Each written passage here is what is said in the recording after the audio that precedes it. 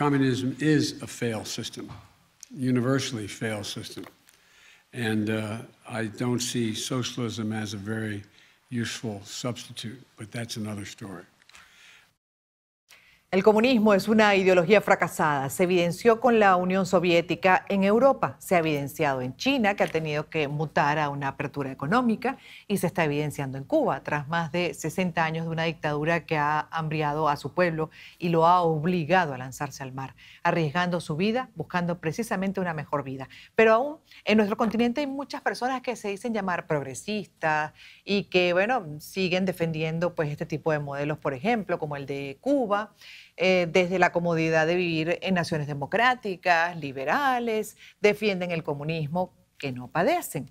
¿Qué hace falta para que estas personas entiendan la realidad de estos regímenes y comprendan que dictadura es dictadura? Todas son malas, sin importar su ideología. Lo vamos a analizar con el profesor Julio Schilling, es politólogo, articulista. Bienvenido. Encantado, Gladys, de estar contigo. Gracias por haber aceptado. Y esa es una pregunta recurrente que me hago. ¿Qué falta para que la gente termine de entender que un modelo como este, particularmente el de Cuba, comunista, fracasa? Que no hay ejemplo, no conozco todavía uno positivo del comunismo en el mundo, en la historia del mundo. No, ni lo vas a conocer. Y lo más trágico de esta realidad es que no solo en el sentido tal vez que uno lo ve por la miseria exhaustiva que causa, sino en la muerte. O sea, el comunismo tiene más de 100 millones de víctimas en su expediente, y a lo que tú señalaste es muy importante en cuanto al atractivo que tiene por personas que no lo tienen que padecer. O sea, es muy diferente vivir en un país libre y profesar adhesión o atractivo al comunismo, y también es muy fácil vivir en un país comunista y estar plegado a la alta esfera del poder dictatorial, porque eso pues te consigue prebendas y un sistema legal que te coloca por arriba de lo que sería aceptable en un país donde hubiera un Estado de Derecho. Ahora fíjese, sí, ahora fíjese una cosa, cuando uno ve el patrón, por ejemplo, de estos regímenes comunistas, que terminan siendo comunistas, comienzan muchas veces hablando de una supuesta posición anticomunista. Fue el caso de Fidel Castro. De hecho, algunos dicen que quien lo convirtió en comunista fue Estados Unidos, con sus acciones. A mí me gustaría que habláramos y compartiera su punto de vista al respecto. Pero en el caso de Venezuela fue igual. Chávez se distanció de un supuesto de un modelo socialista y de comunismo, y mira dónde estamos. Generalmente se venden como nacionalistas.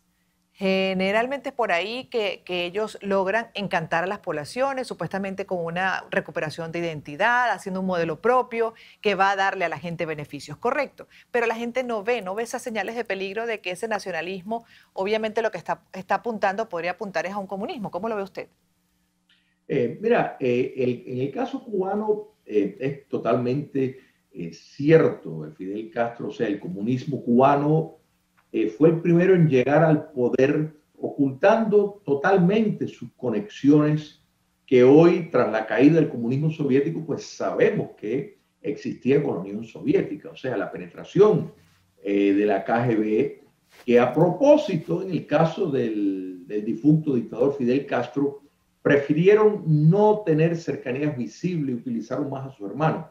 O sea, claramente habían vínculos marxistas-leninistas y astutamente y estratégicamente la negación de que se consideraba comunista o que el movimiento que estaba encabezando contenía elementos comunistas fue desde el primer momento. Incluso cuando estaban en forma de guerrillas, habían muchos demócratas que estaban a su lado y se vieron, o sea, poco a poco se fueron dando cuenta. Es muy interesante el proceso de determinar, por ejemplo, Ernesto Che Guevara siempre fue identificado como un marxista y Fidel Castro pues les hacía creer que, bueno, que él era alguien marginal, que él realmente no tenía influencia en el proceso que estaba encabezando. Todo incierto. O sea, esto fue una programación que desde el primer momento contaba con el destino comunista. El periodista Herbert Matthews, que fue el primero en entrevistar a la guerrilla que estaba en la montaña y desdibujó la realidad. O sea, habían como 12 hombres ahí y él dijo que habían más de 100 y que estaban bien armados. Y totalmente mentira. Bueno, después se descubre que Herbert Matthews fue utilizado por la KGB, o sea, perteneció a la maquinaria de la KGB. De modo de que era de esperar que en el caso venezolano, porque recordemos que Hugo Chávez es un producto del modelo dictatorial que se forjó desde el Foro de Sao Paulo, donde ya sin la financiación del comunismo soviético, pues la nueva metodología era penetrar las instituciones democráticas, desnaturalizarlas y perpetuarse en el poder. Entonces era lógica que Hugo Chávez pues iba a seguir ese patrón, de decir que no, que iba a respetar las instituciones, porque eso era mucho más efectivo.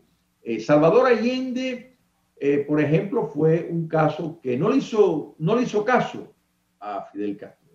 Con Salvador Allende en Chile le insistieron en que tratara de disfrazar un poco su adhesión al marxismo, no le hizo caso. Le dijeron, lleva el proceso de comunización en Chile más lento, tampoco le hizo caso y bueno, tuvo el final que tuvo, gracias a Dios, de no llevar a Chile en ese momento al comunismo.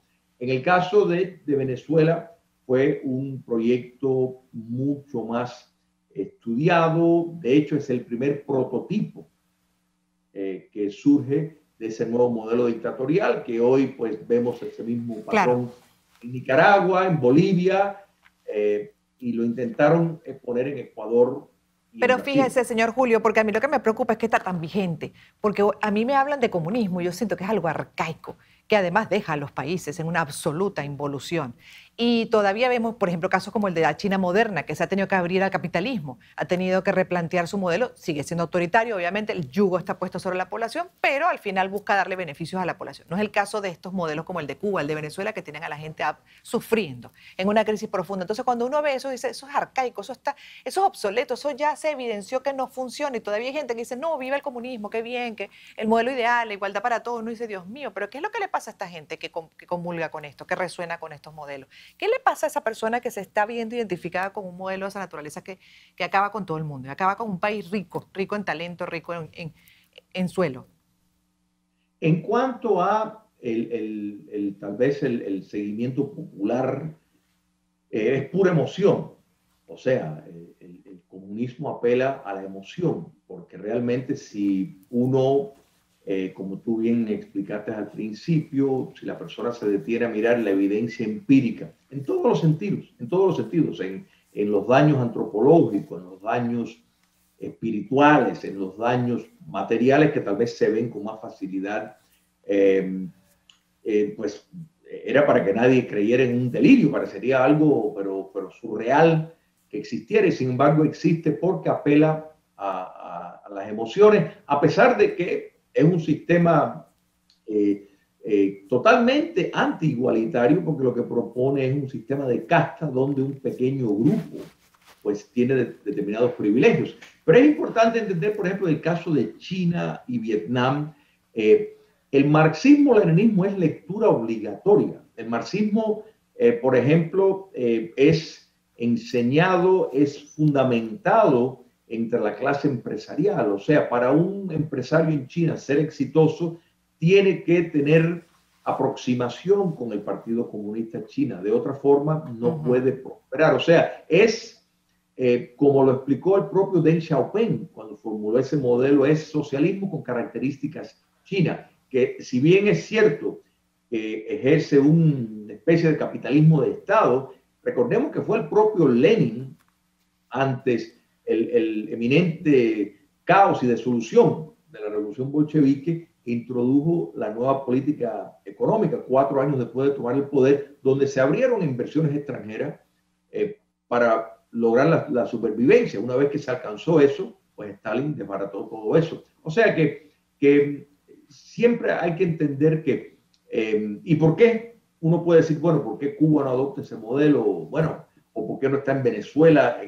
Bueno, porque quien manda en Venezuela es Cuba comunista y todavía el comunismo cubano no tiene la confianza, no se siente lo suficientemente seguro como para poder expandir el modelo híbrido económico como lo ha hecho China. Bueno, mucho de esto tiene que ver, Gladys, con el factor de la nación cubana que vive fuera del territorio, que sigue insistiendo en libertad. Eso no pasó en China. Todo lo contrario, la comunidad china fuera en Taiwán, Hong Kong y Macao facilitó esa transición hacia el claro. modelo chino. Se nos acabó el tiempo, pero me gustaría que brevemente nos comentara el simposio que tienen a propósito de este tema que estamos desarrollando hoy. ¿Cuándo va a ser? Como lo va a ser el próximo jueves 22 de julio en Miami, en la Biblioteca Pública de Westgate Regional, que está en Coral Way, la 94 Avenida.